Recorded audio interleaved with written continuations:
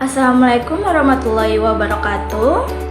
Selamat siang kepada Bu Prof. Sri Astuti dan Bu Kamel selaku dosen pengampu mata kuliah Pedagogik Transformatif dan teman-teman semuanya.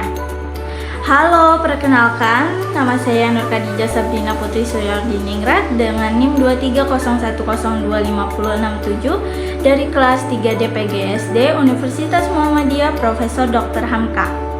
Di video kali ini dan pada kesempatan ini saya akan membahas tentang 3 konsep pedagogik transformatif. Perkembangan emosi, sosial, dan spiritual peserta didik. Yang pertama yaitu ada perkembangan sosial peserta didik. Definisinya yaitu kemampuan menyesuaikan diri terhadap norma sosial, tradisi, dan hubungan antar individu. Karakteristiknya yaitu ada keterampilan bekerja sama dan komunikasi, selanjutnya relasi dengan keluarga, teman sebaya, dan masyarakat, dan yang terakhir dimulai sejak bayi dan terus berkembang sepanjang hidup. Yang kedua ada perkembangan emosi peserta didik. Definisinya yaitu perasaan seperti senang, sedih, marah, cinta, dan takut yang memengaruhi perilaku. Karakteristiknya ya ada mekanisme emosi meliputi stimulus, respon, ekspresi, dan pengalaman. Dan yang terakhir mempengaruhi konsentrasi, memori, dan minat anak. Ketiga, perkembangan spiritual peserta didik. Definisinya kedalaman keyakinan, hubungan dengan Tuhan, dan nilai-nilai norma yang dianut. Karakteristiknya ada fairy tale stage 3-6 tahun, yaitu pemahaman berbasis fantasi. Realistic stage 7-12 tahun, yaitu pemahaman konkret. Individual state yaitu remaja adalah pemahaman abstrak dan kritis. 4. Penanganan sosial yaitu ajarkan keterampilan sosial, kerjasama, dan norma masyarakat. Dan kedua, dorong interaksi dengan teman sebaya dan komunikasi. Penanganan emosi yaitu bangun kedekatan antara guru atau orang tua dengan anak. Dan yang kedua, observasi emosi anak melalui perilaku sehari-hari. Dan yang terakhir, penanganan spiritual yaitu libatkan anak dalam kegiatan spiritual seperti doa dan refleksi. Dan yang kedua, gunakan pengalaman pribadi untuk menanamkan nilai norma. Karakteristik generasi Z dan Alpha serta implikasinya dalam pembelajaran. Yang pertama ada definisi, yaitu generasi Z pada tahun 1995 sampai 2010. Generasi yang tumbuh dengan teknologi digital sangat bergantung pada perangkat seluler dan internet untuk berbagai aktivitas termasuk pembelajaran. Generasi Alpha yaitu setelah tahun 2010. Generasi yang sepenuhnya terhubung dengan internet sejak lahir lebih mahir dalam menggunakan teknologi dibanding dengan generasi sebelumnya. 2. Karakteristik Gen Z yaitu ada 4. Yang pertama, akrab dengan teknologi yaitu bergantung pada gawai untuk belajar dan bersosialisasi. Kedua, multitasking di mana dapat menjalankan beberapa aktivitas digital secara bersamaan. Yang ketiga, kritis dan praktis yaitu cenderung memilih metode efisien dan kritis terhadap informasi. Dan yang terakhir, komunikasi luas sehingga mengandalkan media sosial untuk berinteraksi dengan banyak orang.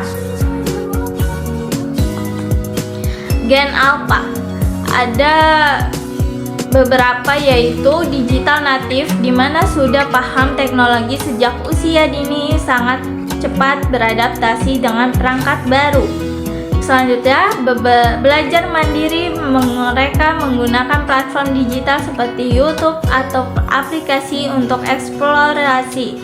Selanjutnya, kreatif dan berorientasi visual, tertarik dengan konten visual dan interaktif. Dan yang terakhir, ketergantungan pada internet karena hampir semua aktivitas mulai dari belajar hingga hiburan dilakukan secara daring. 3. Implikasi dalam pembelajaran, yaitu ada 5. Yang pertama, pengembangan HOTS atau berpikir tingkat tinggi melalui proyek atau riset. Kedua, memberikan kebebasan ekspresi, yaitu membuka ruang kreativitas siswa. Yang selanjutnya, penguatan karakter dan akhlak, yaitu menanamkan nilai moral dan literasi digital. Selanjutnya, mengembangkan minat dan bakat, yaitu mengakomodasi berbagai gaya belajar siswa. Dan yang terakhir, penggunaan media digital, yaitu memanfaatkan aplikasi, video, dan infografis. Teori belajar dan penerapannya. Yang pertama ada teori belajar humanistik. Pengertiannya yaitu fokus pada memanusiakan peserta didik dan pengembangan potensi diri. Belajar dianggap berhasil jika siswa memahami lingkungan dan dirinya.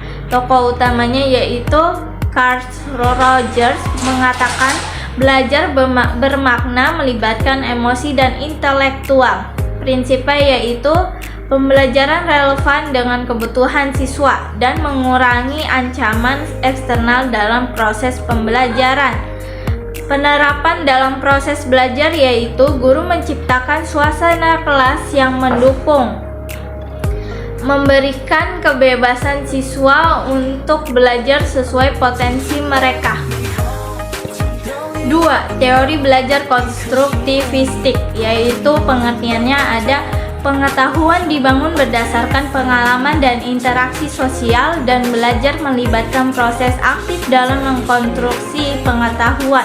Tokoh utamanya yaitu Lev Vygotsky mengatakan konsep Zone of Proximal Development atau ZPD. Prinsipnya yaitu ada fokus pada proses belajar bukan hasil, dan guru sebagai fasilitator untuk membantu siswa memahami dan menginternalisasi informasi baru.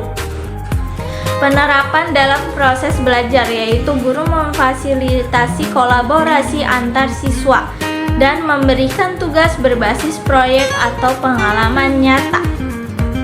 3. Teori belajar sosial, yaitu pengertiannya belajar terjadi melalui pengamatan atau modeling dan pengalaman tidak langsung atau vicarious learning. Tokoh utamanya yaitu Albert Bandura mengatakan mengembangkan teori pembelajaran sosial melalui observasi. Prinsipnya yaitu pembelajaran mencakup peniruan dan penguatan, dan pengamatan perilaku orang lain lebih penting daripada pengalaman langsung. Penerapan dalam proses belajar yaitu guru menerapkan model perilaku positif dan menggunakan video atau media pembelajaran untuk memperlihatkan contoh nyata.